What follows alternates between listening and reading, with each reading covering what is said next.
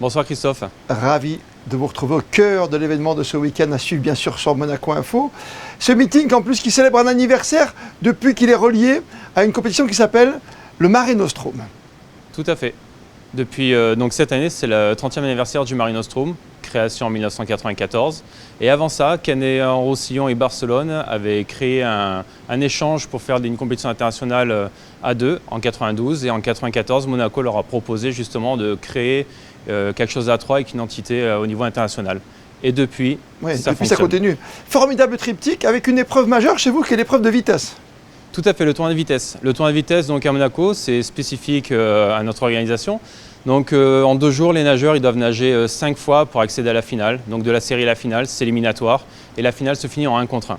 Bien sûr, c'est le 1 contre 1 qu'on adore, avec cette ambiance qui est propre à une piscine. C'est chaud, il y a une atmosphère un peu moite, mais il y a la tension partout.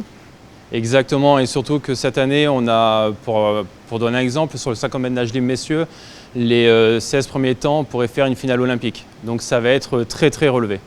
Très relevé avec des champions olympiques, champions du monde, champions d'Europe, bien sûr, qui préparent les Jeux Olympiques de Paris. Ça arrive très très vite maintenant. Il y a encore des nageurs qui viennent chez vous, qui cherchent leur qualification ? Tout à fait. On a eu la confirmation de nos amis luxembourgeois qui participent aux Jeux des petits États également, qui donc ont un objectif de 2 qualifications olympiques. À savoir qu'après le Mare Nostrum de Monaco, nous avons aussi les championnats d'Europe, donc 10 jours après. Certains viennent aussi pour se préparer pour les championnats d'Europe, ensuite les Jeux Olympiques. Donc ça va être vraiment très très intense ce week-end. On l'a vu avec dans le Mare Nostrum, Florent Manodou qui a réalisé une très belle performance, qui a gagné au tournoi de Barcelone. Tout à fait, il a gagné le 50 mètres nage libre à Barcelone. Et pour information, donc, Barcelone vient de se terminer donc hier et ils vont tous arriver aujourd'hui à Monaco. Et pour le moment, les 2 meneurs de la compétition, donc chez les garçons, Ippei Watanabe, le japonais, et la Hongkongaise Sobiane Bernadette Ogué, ils mènent le classement du Mare Nostrum pour le moment. Et ils sont tous les 2 vainqueurs en 2023 également. Ben voilà, il faut aller chercher ces points, bien sûr, que ce soit au Canet, à Barcelone et ce week-end à Monaco. On l'a vu, on essaie d'avoir cette performance olympique, bien sûr. Est-ce que les Monégasques ont une carte à jouer dans ce tournoi ? Alors pour leur préparation, bien évidemment.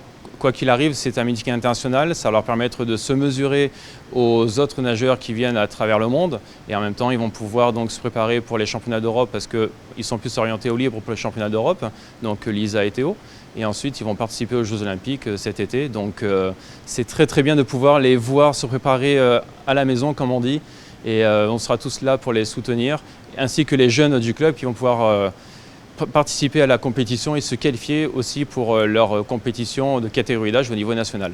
Sous les yeux d'autres grands champions, d'autres grands nageurs que sont le prince souverain et la princesse Charlène. Et toujours, quelque part, il faut bien le marquer, parce qu'il a toujours été inscrit, il reste bien sûr à demeure, ce record est inscrit sur l'un des plots, le record d'Alexander Popov, c'était un autre siècle bien sûr sur 100 mètres nage libre.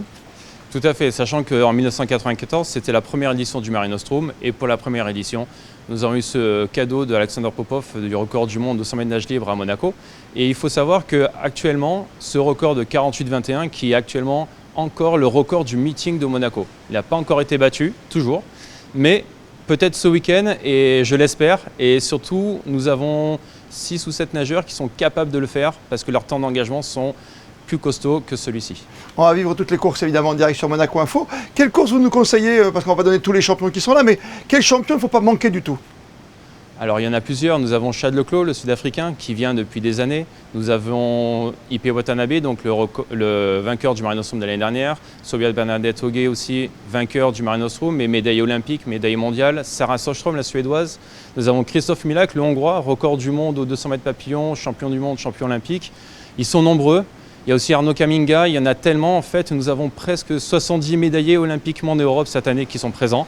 C'est très très élevé, une belle qualité de nage, on a 300 nageurs et par rapport à ça, que ce soit la quantité ou la qualité, c'est au rendez-vous et j'espère que le public sera nombreux aussi pour se rendre sur place et assister aux courses le samedi et le dimanche de 17h à 19h. Maître mot évidemment, quantité, vous l'avez dit au pluriel, et qualité, avec bien sûr au-dessus le rêve olympique pour beaucoup. Autant de raisons de venir rendre une petite visite dans le bassin olympique Guillaume Dazin. Merci d'avoir été avec nous pour nous présenter ce grand meeting de natation qu'est le Mare Nostrum à Monaco. Bonne soirée, bon week-end. Merci à vous, bonne soirée.